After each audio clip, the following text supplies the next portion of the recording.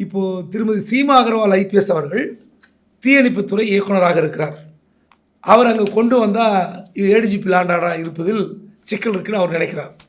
அடுத்து சாய்ஸ் ராஜீவ்குமார் வந்து திமுக தலைமையோ இல்லை ஆட்சி தலைமையோ தேர்ந்தெடுக்காது. ஏன்னா அவருக்கு அந்த கெப்பாசிட்டி இல்லைன்னு சொல்லி எல்லோரும் சொல்கிறார்கள். நம்ம அப்படி சொல்லலை. காவல்துறையில் அவர் அந்த இடத்துக்கு வருவதற்கு அவர் சரியாக இருக்க மாட்டாருங்கிறாங்க.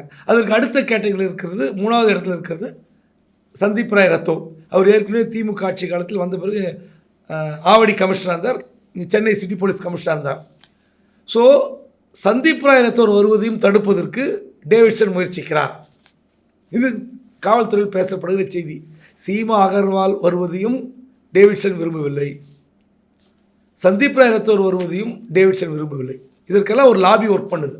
இது கூட அவர் கூட சேர்ந்து இன்னும் சில அதிகாரிகள், உதயச்சந்திரன், முருகானந்தம், சிஎம் ஆஃபீஸில் இருக்கிற செக்ரட்டரி உமாநாத், இவரெல்லாம் சேர்ந்து முடிவெடுப்பதாக ஒரு தகவல் பரவி கொண்டிருக்கிறது. சரி, அபய்குமார் சங் வந்தால் மட்டும் திமுக அரசாங்கத்துக்கு என்ன நன்மை நீங்கள் கேட்கலாம்.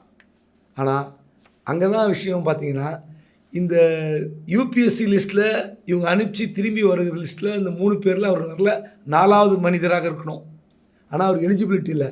ஆனால் சங்கர் ஜிவாலை முன்கூட்டி அனுப்பிவிட்டால் யூபிஎஸ்சிக்கு இந்த லிஸ்ட்டை அனுப்பாமலே தமிழ்நாடு கவர்மெண்ட்டை நாங்கள் யூபிஎஸ்சிக்கு அனுப்பாமலே முடிவெடுத்து போஸ்டிங் போட்டுக்கொள்கிறோம், அவருக்கு 6 மாதம் எலிஜிபிலிட்டி இருக்குதுன்னு சொல்லி, ஏன்னா கோர்ட்டுக்காரனாக போயிட்டாங்கன்னா சிக்கல் வரும்னு சொல்லி அவரை போடலாம்.